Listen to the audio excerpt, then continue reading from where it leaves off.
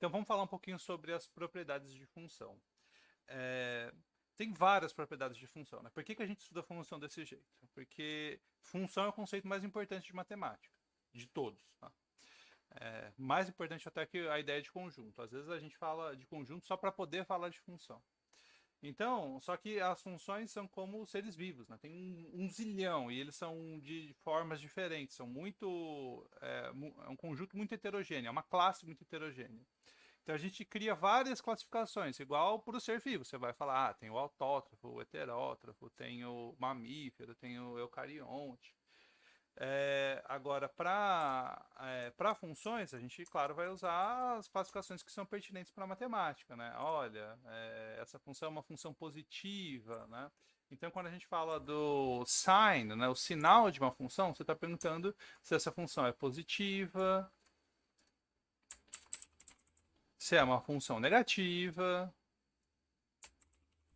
E isso, claro, quer dizer, né, a gente está perguntando do sinal do y. Para a gente falar desse sign, o contradomínio tem que ser os números reais. Mesmo que seja uma função de duas variáveis a valores reais. Por exemplo, a f de xy é igual a x quadrado mais y quadrado. Essa função é uma função positiva, porque qualquer valor que você coloca aqui de x e y, ela dá um número positivo. Na verdade, o ideal é você dizer que ela é uma função não negativa, né? Porque ela pode dar zero também, se o x e o y forem zero. Beleza. Então, para a gente analisar o sinal, aqui o contradomínio, né? O contradomínio deve ser os números reais. Não faz sentido você analisar o sinal de uma função que chega no plano, por exemplo, né? Porque nenhum, os vetores não têm sinal. Ok, e quando a gente fala de monotonicity, quando a gente fala de monotocidade, né, em português, o que você está perguntando aqui é se a sua função, conforme o x aumenta, se o y aumenta também. Aqui eu já estou pensando em funções que são de R para R, tá? Porque eu preciso de uma ordem no meu domínio, o meu domínio precisa ser um conjunto ordenado, e o meu contradomínio também. Então, só pode ser de R para R, quando você está perguntando de monotocidade. Né? Porque você quer saber, conforme eu aumento no domínio, está aumentando na imagem também? É essa a pergunta que você está fazendo. E aí a gente usa, só tem uma coisa assim meio catchy, meio chatinha aqui, é que quando você chama uma função de increasing function, o que você está querendo dizer, em português, a tradução seria não decrescente, tá? Não necessariamente ela está crescendo de fato. E da mesma forma, uma decreasing function é uma função não crescente. Mas se você quer realmente falar que a função está crescendo, aí a gente costuma usar o strictly increasing. Strictly, como escreve strictly? Eu não sei escrever strictly, acabei de perceber.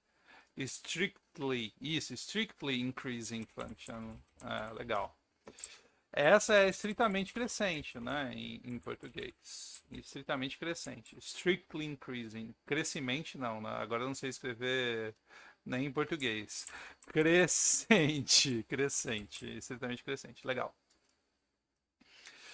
Quando você pergunta de symmetry de uma função, né? Quando a gente está em coordenadas cartesianas, você está perguntando se essa função ela nunca vai poder ser simétrica em relação ao eixo x, né? Porque cada x só tem um único y. O gráfico da sua função não pode ser simétrico em relação ao x. Isso não é uma função. Mas ele pode ser simétrico em relação ao y. Ele pode ser simétrico em relação ao y. Essa função que é simétrica em relação ao y, a gente chama de uma função par, even function, tá?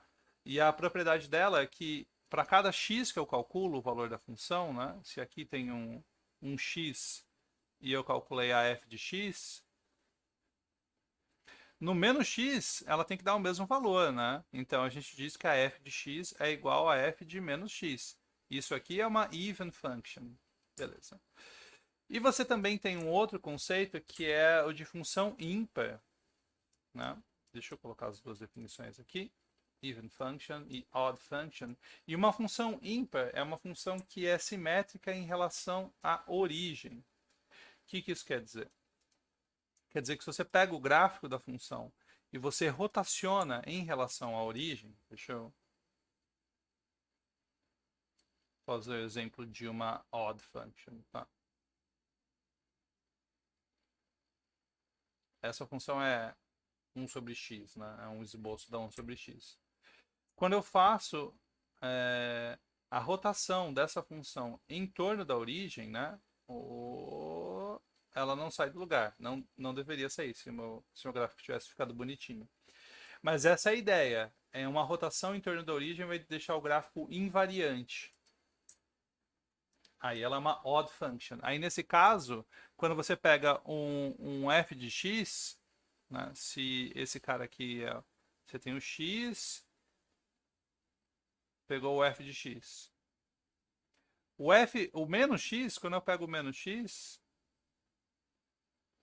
o f nesse menos x tem que dar menos a f de x, né? Eles são simétricos. Eles são simétricos. Essa distância tem que ser igual a essa distância. Essa é a ideia. Isso é uma odd function. E a forma analítica de perceber isso é essa, né? Você pode substituir. Se a sua função satisfaz isso, ela é uma odd function. Se ela satisfaz esse de cima aqui, ela é uma even function.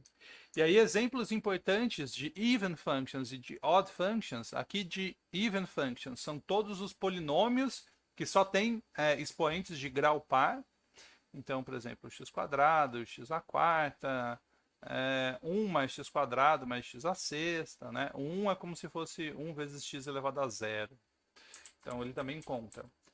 E outra função par muito importante é o cosseno, tá? O cosseno, o módulo, são todas funções pares que são funções bem importantes da gente saber. E uma odd function é uma função, exemplos de odd function são polinômios que só têm expoentes ímpares, né? Então, por exemplo, x à quinta mais x à sétima é uma odd function. Mas também o seno é uma função ímpar, a tangente é uma função ímpar, tá? Tem vários exemplos. A gente dá esse nome porque quando você faz a Power Series, né, a série de Taylor dela, em volta do zero, uma even function, todos os coeficientes de Taylor dela vão ser pares, tá? Os coeficientes de Taylor dos expoentes ímpares são zero. Então só aparece expoente par na série de função, na série de potência dessa função. E a mesma coisa, para uma função ímpar, quando você vai fazer a série de Taylor, só vai ter expoente ímpar na série de Taylor. Legal. E função injetora e função sobrejetora e invertibilidade, inversibilidade, né? Uma função é injetora, basicamente, quando cada x é associado a um y diferente. Então, quando você faz o gráfico de uma função e ele não se repete, ó, aqui ela não é injetora, ela está se repetindo. Mas se eu faço um gráfico assim, ok, aí ela é injetora, porque toda reta horizontal que eu passo, corta o gráfico da função só uma vez. Isso quer dizer o seguinte, se você está com uma função injetora, e você descobrir que o f de A é igual ao f de B, pode ter certeza que o A é igual ao B, tá bom? Então, se o f de A é igual a f de B, então A é igual a B.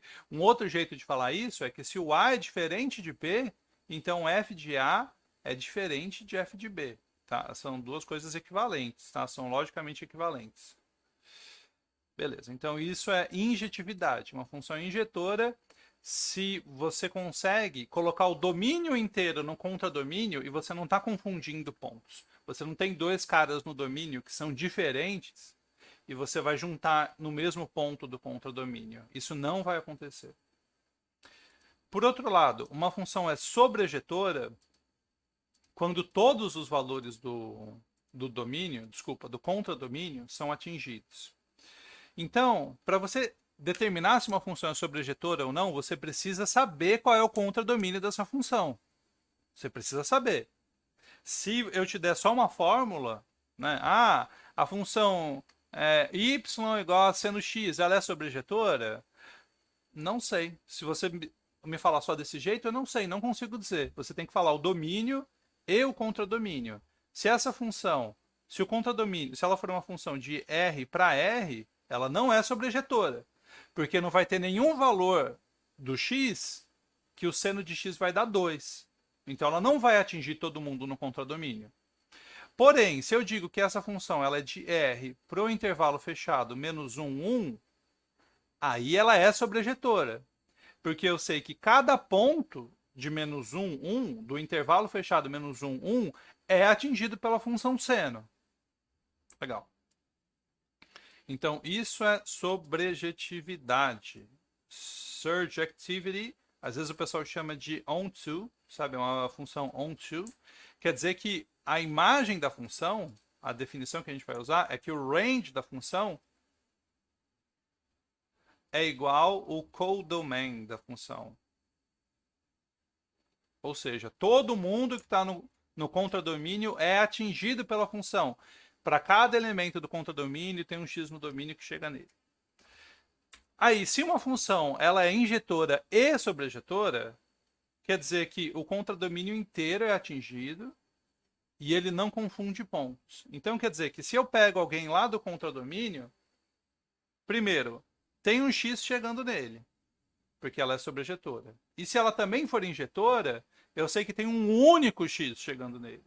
Então, eu consigo inverter a minha função. Para uma função ser inversível, ela precisa ser injetora e sobrejetora ao mesmo tempo, tá? Isso é importante. Então, as funções que são